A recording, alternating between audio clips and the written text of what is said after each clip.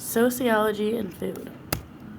This video is an assignment for a sociology class, Introductory to Sociology, at San Diego State University. The purpose of this assignment is to help inform us on key issues related to sociology of the body. The positions being advocated may not necessarily reflect the opinions of the students developing this video/podcast. For our group project, we chose to discuss food and sociology and how society has many aspects and areas that can influence the food that people are eating. We are especially focusing on college students and how eating out or cooking from home can or is affected by health, budget, and well-being. Our 5 main points include meal plans, gender stereotypes, societal influence, upbringing, and money. The purpose of our video is to conduct research on a college campus by having all group members have a small collection of questions to ask college kids that pertain to our general topic of food and sociology.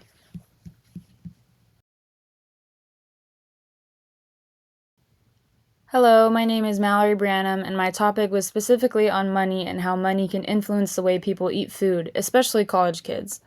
My topic's sociological concept is under the functionalism category, which essentially is a macro-sociological theory that explores the interconnected nature of the relationship between social systems and structures, which argues that the structures in society together are more than the sum of their parts. I specifically researched eating out versus meal prepping. Meal plans are a great example of how college kids can have access to food. On SDSU's campus, the meal plans do not include a grocery store of any kind, only restaurants or small snack markets. Not having any grocery store on SDSU's meal plan forces students to eat out from restaurants or fast food places. With an addition of a grocery store or even the Trader Joe's on campus to the meal plan, students could have access to fresh food that they can prepare themselves. Even if students preferred making some of their own meals ahead of time and using fresher, healthier alternatives, they would have to spend money out of their own pocket. Things like meal plans, friends, societal norms, or norms on college campuses are all things that influence choices and habits regarding food and eating. Research shows that meal prepping and getting food from the grocery store, and even buying in bulk, can save money compared to eating out every day. Not only does it save money, but it also results in better health benefits for mental and physical aspects. The National Library of Medicine says, home-cooked dinners were associated with greater dietary guideline compliance without significant increase in food expenses. By contrast, frequent eating out was associated with higher expenses and lower compliance. Home cooking may be a component of nutrition resilience. For my interview portion of my research, I asked, how much money do you think you spend on food per week? Some of my answers included $150 to $200, $40 a day, which rounds out to about $350 a week, and $275 to $300. Another question I asked was, do you think you spend more on eating fast food or food that you can meal prep? All of my answers were the same. Every interview subject said that they spent more money on fast food rather than buying food that they can meal prep or make themselves. Some things that we can take away from this research is that adding a grocery store to college meal plans can have many benefits. Some of these benefits include healthier food options, saving money, practice good eating habits as well as budgeting, and all of these can result on influencing others and encouraging less eating out in order for people to see all of these benefits. First question, how much money do you think you spend on food a week? Like maybe $40 a day. So like, yeah. That would be embarrassing. 5 or 7. Do you think you spend more on food that's like fast food and eating out, or food that you can make at home and meal prep? Eating out. Really? Definitely. Okay, thank you.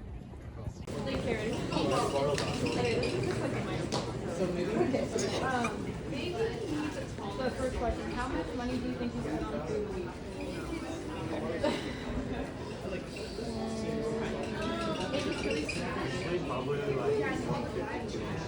I would say $1,000. Do you think you spend more on food like eating out of fast food or food that you can make at home or meal prep? Eating out. Yeah. Thank you. That's it. Hello, my name is Gianna Butera, and I will be discussing how what you see on social media and in real life can affect the way you perceive yourself. The next main point we'll be discussing in our project is social influence and how society influences the choices people make. People compare themselves to others in several aspects of their lives. A concept talked about frequently is comparing other people's bodies to yourself. The thoughts that can lead to body dysmorphia or eating disorders. This may lead to counting calories or worrying about protein intake. People think they need to be a certain way or look a certain way to be accepted into society. It is a growing issue, getting worse and worse. A sociological concept that relates to this issue is the concept of the generalized other. This concept talks about how you take in account the viewpoints of others and represent yourself the way others expect you to. According to Dennett, Aframar also made the spot-on point that the government and media would also never show images of undernourished people the unflattering ways they show images of obese people. Certain body shapes in society are depicted in certain ways. They are not treated equally and are looked down upon.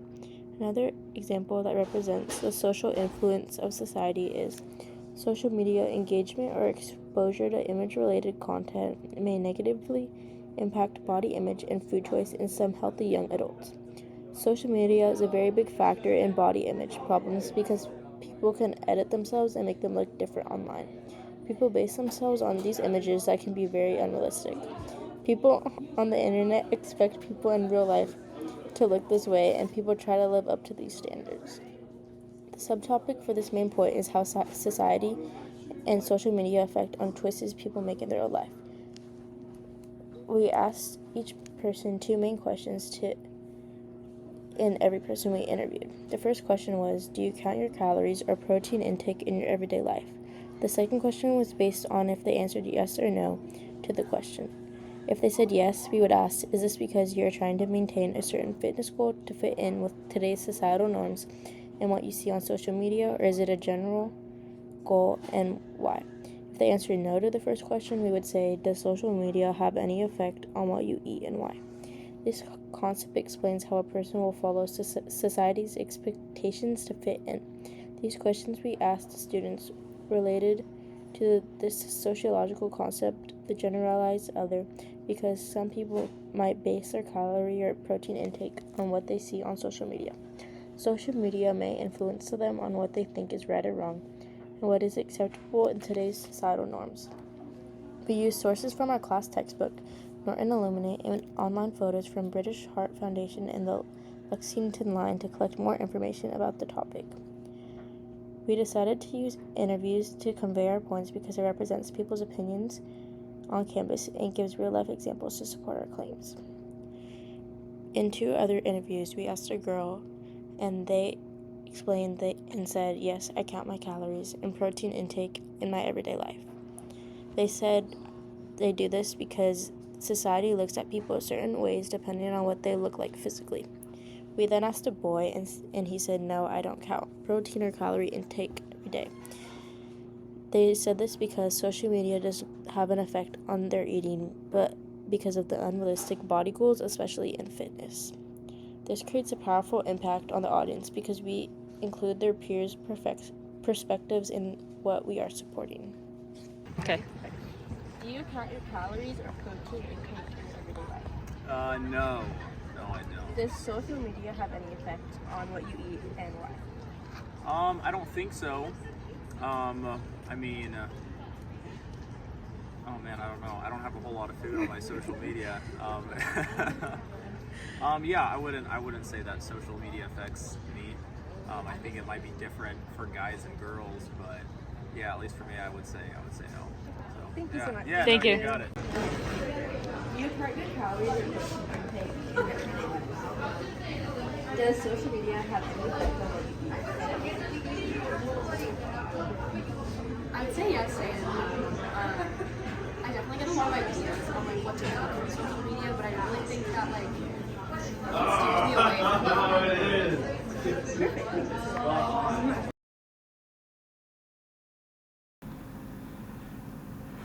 The third main point is how gender stereotypes play a role in what people decide to eat. There are many different norms and expectations that gender faces when it comes to eating. Some people think that different food and drink correspond with different genders, which can cause people to be uncomfortable in certain situations and think that they need to play along with the stereotypes. A sociological concept that goes along with this is the idea of gender roles. In the book, they define it as sets of behavioral norms assumed to accompany one's identity as masculine, feminine, or other. Another thing that comes with this is the fact that marketing uses gender to sell things. When seeing stereotypes online, some people feel ashamed that they don't look the same way, which makes them feel ashamed that they don't eat the same way as well. When we think about food and how society has led people to believe that there are norms when it comes to what to order at a restaurant, we see that gender has an influence. In the article, The Surprising Way Gender Influences Your Food Choices by Sarah Grebe, she also mentions how food and gender correspond. She says, "We've come to associate certain foods with masculinity or femininity largely due to cultural ideas that have been taken hold over the past 200 years. This article mainly talks about how society has set specific norms to each gender. Food is for everyone, but when it comes to eating in public, people think twice about what they are ordering. Another way that society has been influenced is through the media. In the article, The Culture of Cuisine, Is Food Gendered? By Taylor Sinclair Goeth, she says, advertisements are often expected to be corny and shallow, but they can still have lasting consequences on society. Ads don't just sell products, but ideas and cultural norms too. This article mainly focuses on how the media has portrayed different stereotypes for each gender when it comes to food. For example, when eating out on a date or special occasion, it is normal to see the female order some sort of salad, and the male orders some type of big meal like a steak. Or in some cases, you see the male order for the female. All of this has caused society to make this a norm and cause people to actually think this is what they should be eating. I interviewed 4 people, 2 females and 2 males, and came up with a conclusion that females think more about what they are eating on a night out than males do. My questions were, do you ever feel pressured on what to eat when you are out with the opposite gender or on a date? And do you feel like you have to eat according to your gender stereotype? Both of the females answered yes to both of the questions, and the males answered no. This proves that people think about how people perceive them when they are deciding what to order because of stereotypes in society. Okay. Do you ever feel pressured on what to eat when you're out with the opposite gender or on a date? Yeah. Yeah? And then, do you feel like you have to eat according to your gender stereotype? Yeah. Just when you're out, or like? I feel like, just when I'm out, because like I don't want people to think I'm like. Yeah. Okay, that's it. Thank you. Okay. Do you ever feel pressured on what to eat when you're out with the opposite gender or on a date? Not really, no. And do you feel like you have to eat according to your gender stereotype? That was before. Not really, no. So you just feel like you can eat anything whenever, wherever? Yeah, it's like whatever like my parents like tell me to eat, I kind of do like what they suggest. Okay, thank you. That's it. The fourth main point is college campus meal plans and the lack of satisfaction that college students often feel with their meal plans. This discontent can significantly impact their health, budget, and overall happiness, some of the most important aspects of our mental and physical well-being. According to a recent Student Voice survey, only 25% of students are content with their campus dining options, and only 15% are excited about the health classes offered. This discontent is caused by a number of things such as limited selection, lack of healthy options, and inconvenient dining hours that make it impossible to get the amount of food and nutrients that college students need. Alternatives like incorporating grocery stores like Trader Joe's into the meal plan could encourage students to choose more healthy options and even have the opportunity to make home-cooked meals. This option could potentially lead to healthier eating habits and better budget management. According to a study done by Cornell University, meal planning and food awareness are key components in encouraging college students to eat healthily. The idea of role conflict is especially relevant when trying to understand how college students feel about campus meal plans. Students often struggle to balance the obligations of their duties as students and individuals in charge of their own health, especially at the beginning of college when independence is a fairly new concept to them. Because financial status can affect food choices and meal plan options, the class system also plays a role.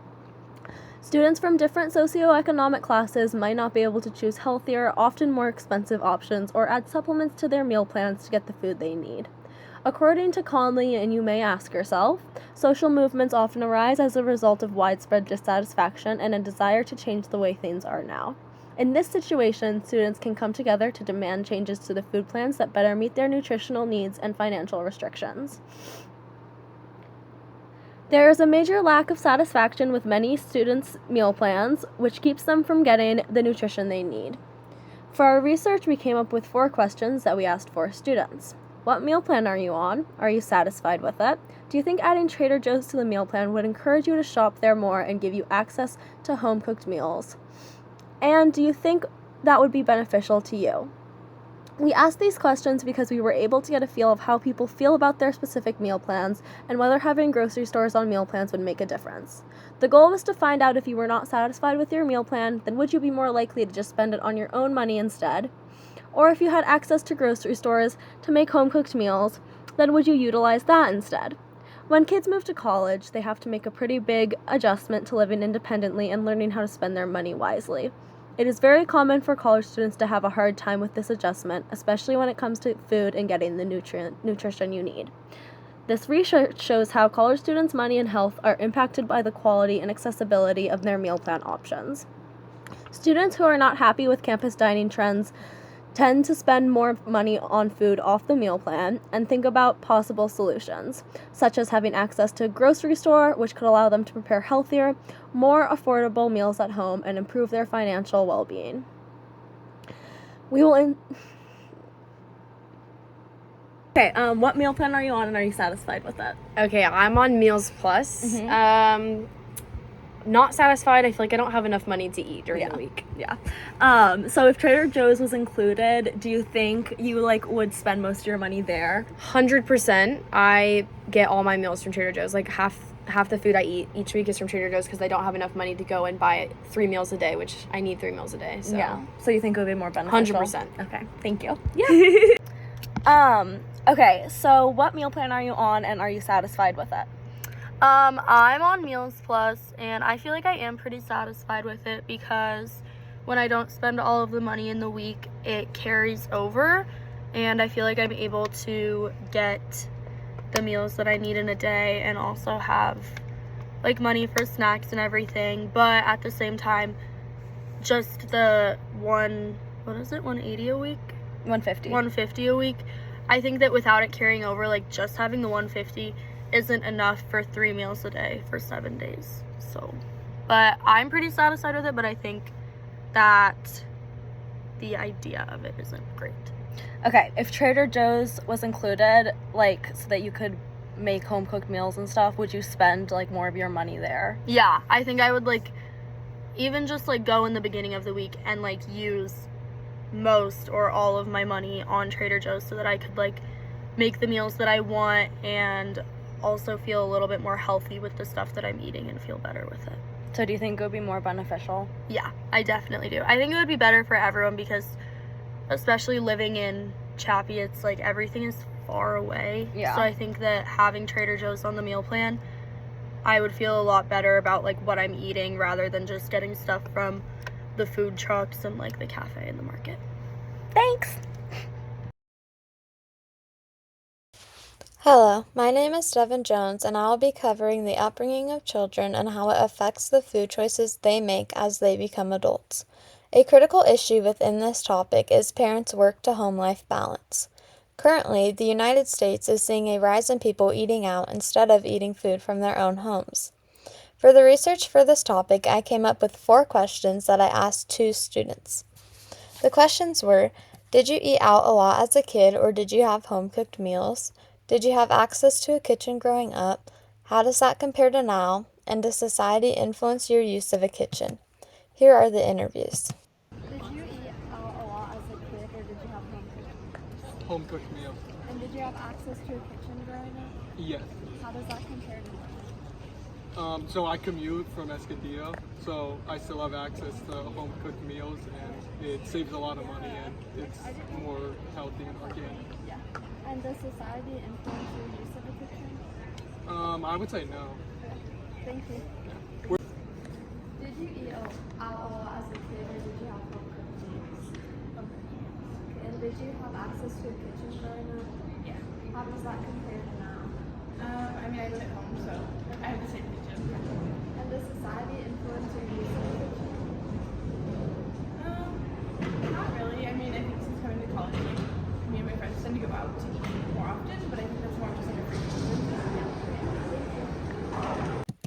Each of these questions was meant to capture a different side to the meaning behind what people eat as they move out of their childhood homes. Our goal was to find out that if you ate out a lot as a kid, then would you be more likely to eat out more often as an adult? Or if you had a majority of home-cooked meals as a kid, then would you have or make home-cooked meals more often as an adult? When kids grow up, they are limited to the information, skills, and palates their parents know and have.